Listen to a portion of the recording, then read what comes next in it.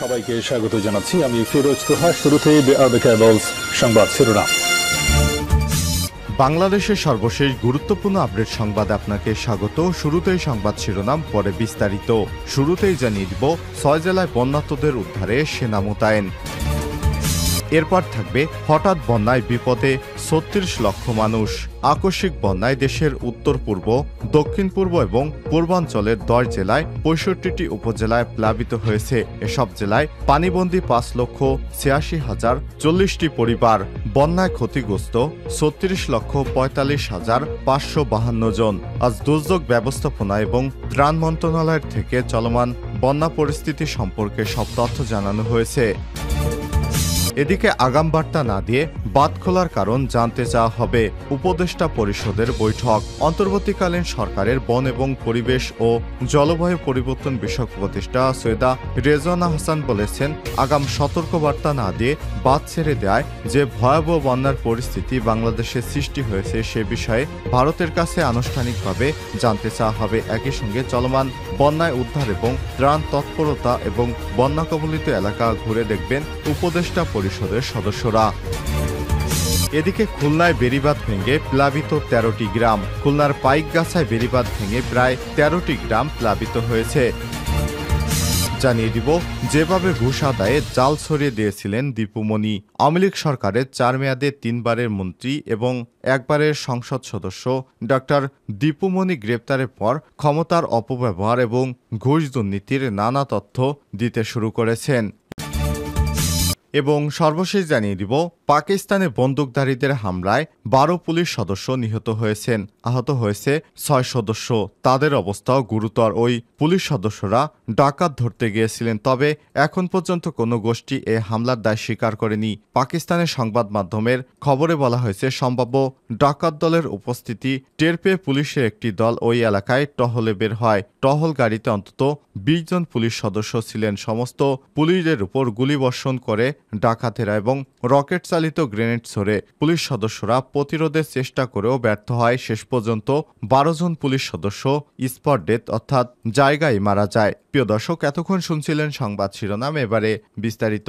তবে তার আগে বন্ধুরা, অনুরোধ থাকবে সংবাদটিতে একটি লাইক দিন। এই চ্যানেলে আপনি নতুন হয়ে থাকলে আমাদের সংবাদটি দেখতে দেখতে চ্যানেলটি সাবস্ক্রাইব করে রাখুন। কমেন্ট করে আপনার মূল্যবান মতামত জানিয়ে দিন বন্ধুরা, আপনি বিশ্বের কোন দেশ থেকে আমাদের সংবাদটি দেখছেন এবং শুনছেন। এবারে বিস্তারিত। ৬ জেলায় বন্যার্তদের উদ্ধারে সেনা মোতায়েন। বাংলাদেশের উত্তর পূর্বাঞ্চল এবং দক্ষিণ পূর্বাঞ্চলে বন্যা পরিস্থিতির অবনতি হয় বৃহস্পতিবার ২২ আগস্ট। চট্টগ্রামের মিরসরাই, কুমিল্লা, বুড়িচং, ব্রাহ্মণবাড়িয়ার আখাউড়া, হবিগঞ্জের শায়েস্তাগঞ্জ এবং মৌলভীবাজারের কুলাউড়া বন্যার্তদের উদ্ধার কার্যক্রমে সেনাবাহিনী মোতায়েন করা হয়েছে। আন্তঃবাহিনী জনসংযোগ পরিদপ্তর আইএসপিআর এর সহকারী পরিচালক রাশেদুল আলম খান স্বাক্ষরিত সংবাদ বিজ্ঞপ্তিতে সব তথ্য জানানো হয়েছে।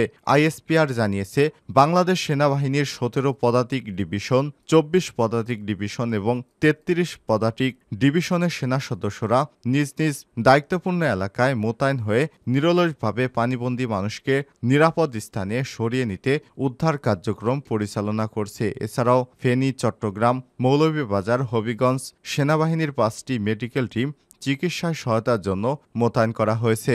এতে বলা হয়েছে, ২১ আগস্ট থেকে বাংলাদেশ সেনাবাহিনীর ৩৩ পদাতিক ডিভিশন সেনা সদস্যগণ ফেনী জেলার পরশুরাম এবং ফুলগাজী উপজেলায় বন্যা দুর্গতদের উদ্ধারে মোতায়েন রয়েছে। বাংলাদেশ সেনাবাহিনী বন্যা কবলিত জেলাসমূহে এ পর্যন্ত আনুমানিক ৬,০০০ বন্যা দুর্গত ব্যক্তিকে উদ্ধার করে বিভিন্ন আশ্রয় কেন্দ্রে প্রেরণ করেছে। পাশাপাশি বন্যার্তদের মাঝে ত্রাণ এবং খাদ্য বিতরণ চলমান রয়েছে। এছাড়াও বাংলাদেশ সেনাবাহিনীর অন্যান্য ফরমেশন সমূহ নিজস্ব দায়িত্বপূর্ণ এলাকায় বন্যা পরিস্থিতি অত্যন্ত সতর্কতার সাথে পর্যবেক্ষণ করছে। অসামরিক প্রশাসনকে সহায়তার জন্য প্রস্তুত রয়েছে বাংলাদেশ সেনাবাহিনী। হঠাৎ বন্যায় বিপদে ৩৬ লাখ মানুষ। আকস্মিক বন্যায় দেশের উত্তর পূর্ব, দক্ষিণ পূর্ব ও পূর্বাঞ্চলের 10টি জেলায় 65টি উপজেলা প্লাবিত হয়েছে। বন্যার পানিতে ডুবে ফেনী এবং ব্রাহ্মণবাড়িয়ায় 2 জনের মৃত্যু হয়েছে বলে জানিয়েছে মন্ত্রণালয়। তবে এখন পর্যন্ত 10 জনের মৃত্যুর খবর পাওয়া গেছে। মন্ত্রণালয়ের তথ্য অনুযায়ী গত 20 আগস্ট থেকে বন্যা পরিস্থিতি সৃষ্টি হয় কুমিল্লা, ব্রাহ্মণবাড়িয়া, ফেনী, চট্টগ্রাম, খাগড়াছড়ি, নোয়াখালী, লক্ষ্মীপুর, মৌলভীবাজার, হবিগঞ্জ এবং সিলেট জেলার 65 উপজেলা প্লাবিত হয়েছে। মন্ত্রণালয় জানিয়েছে, বন্যা দুর্গত এলাকায় ত্রাণ বিতরণ কার্যক্রম চলমান রয়েছে। এসব এলাকায় 3,32 লক্ষ টাকা সহ পর্যাপ্ত ত্রাণ সামগ্রী বরাদ্দ দেওয়া হয়েছে মন্ত্রণালয় থেকে। ক্ষতিগ্রস্তদের মাঝে বিতরণের জন্য 19,650 মেট্রিক টন চাল, 15,000 বস্তা শুকনো এবং অন্যান্য খাবার বরাদ্দ দেওয়া হয়েছে। পানিবন্দী এবং বন্যায় ক্ষতিগ্রস্তদের জন্য 246টি আশ্রয় কেন্দ্র খোলা হয়েছে। এর মধ্যে 82,694 জন আশ্রয় নিয়েছেন।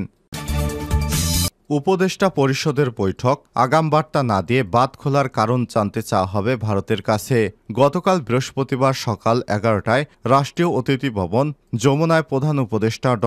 মোহাম্মদ ইউনূসের সভাপতিত্বে অনুষ্ঠিত উপদেষ্টা পরিষদের বৈঠকে এই সিদ্ধান্ত নেওয়া হয়েছে। বৈঠক শেষে বিকাল 3:30টায় এক প্রেস ব্রিফিংয়ে রেজওয়ানা হাসান গণমাধ্যমকে সব কথা জানান। উপদেষ্টা আরও বলেন, সাম্প্রতিক গণঅভ্যুত্থানে নিহত এবং আহতদের জন্য একটি ফাউন্ডেশন গঠন করা হবে। ফাউন্ডেশনের প্রধান কাজ হবে প্রধান উপদেষ্টা ড.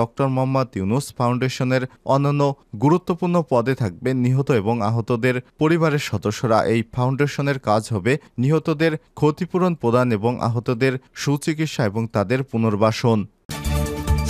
খুলনায় বেড়িবাঁধ ভেঙে প্লাবিত 13টি গ্রাম। খুলনার পাইকগাছায় বেড়িবাঁধ ভেঙে প্রায় 13টি গ্রাম প্লাবিত হয়েছে। বৃহস্পতিবার 22 আগস্ট দুপুর পর্যন্ত উপজেলার দেলুটি ইউনিয়নের কালীনগর গ্রামের রেখামারি খালের নিচের দিকে ওই বেড়িবাঁধ ভেঙে যায়। জানা গেছে, পাইকগাছার কালীনগর গ্রামের পাশেই আছে ভদ্রা নদী। এদিন দুপুরের দিকে সেখানে পাবর 22 নম্বর উপকূল রক্ষায় বেড়িবাঁধ প্রায় 90 ফুটের মতো ভেঙে যায়। এ সময় 13টি গ্রামের মধ্যে পানি প্রবেশ শুরু করে। প্লাবিত গ্রামগুলো হল কালীনগর, দারুল মল্লিক, গোপী পাগলা, তেলিখালী, সৈয়দখালী, খেজুরতলা, সেনের বের, হাটবাড়ি, ফুলবাড়ি, বাগিরদানা, দুর্গাপুর, হরিণখোলা এবং নোয়াই। যেভাবে ঘুষ আদায়ের জাল ছড়িয়ে দিয়েছিলেন দীপুমণি। আওয়ামী লীগ সরকারের 4 মেয়াদের 3 বারের মন্ত্রী এবং একবারের সংসদ সদস্য ডক্টর দীপুমণি গ্রেপ্তারের পর ক্ষমতার অপব্যবহার এবং ঘুষ দুর্নীতির নানা তথ্য দিতে শুরু করেছেন। বিগত সরকারের প্রথম মেয়াদে পররাষ্ট্র মন্ত্রণালয়, তৃতীয় মেয়াদে শিক্ষা মন্ত্রণালয় এবং চতুর্থ মেয়াদে সমাজকল্যাণ মন্ত্রণালয়ের দায়িত্ব পান তিনি। পাশাপাশি আওয়ামী লীগের যুগ্ম সাধারণ সম্পাদকও ছিলেন তিনি।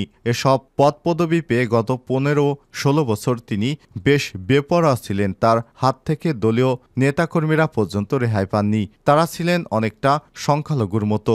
দীপুমণির দুর্নীতি এবং অপকর্মের মূল সহযোগী ছিলেন তার ভাই JR ওয়াদুদ টিপু। টিপুর নেতৃত্বে প্রথমে পররাষ্ট্র মন্ত্রণালয়, পরে শিক্ষা মন্ত্রণালয়ের সিন্ডিকেট গড়ে তোলা হয়। চক্রে চাঁদপুর পুরানবাজার ডিগ্রি কলেজের অধ্যক্ষ রতন কুমার মজুমদারও ছিলেন। আত্মগোপনে থাকা অবস্থায় আইন শৃঙ্খলা রক্ষাকারী বাহিনীর হাতে গ্রেপ্তার হয়ে তিনি এখন রিমান্ডে আছেন। তবে তার ভাই টিপু এবং রতন কুমার এখনও পলাতক। দীপুমণির টাকার মেশিন ছিলেন চাঁদপুরের সদরের লক্ষ্মীপুর ইউনিয়নের সাবেক চেয়ারম্যান সেলিম খান ওরফে চোরা সেলিম। তার মাধ্যমে চাঁদপুরে বালুমহল থেকে হাজার হাজার কোটি টাকা হাতিয়ে নেন দীপুমণি এবং তার ভাই। আওয়ামী লীগ সরকারের পতন হলে চোরা সেলিম এবং তার ছেলে শান্ত খান এলাকা ছেড়ে পালিয়ে যাওয়ার সময় জনতার গণপিটুনিতে মারা যায়। চোরা সেলিমের মৃত্যু নিয়ে চাঁদপুরে নানা রকম আলোচনা আছে। অনেকে ইঙ্গিত করছেন দুর্নীতির পার্টনার চোরা সেলিমকে কৌশলে উত্তেজিত লোকজনকে উস্কে দিয়ে হত্যা করা হয়েছে, যাতে দীপুমণি বা তার ভাইয়ের অবৈধ টাকার সাক্ষী না থাকে।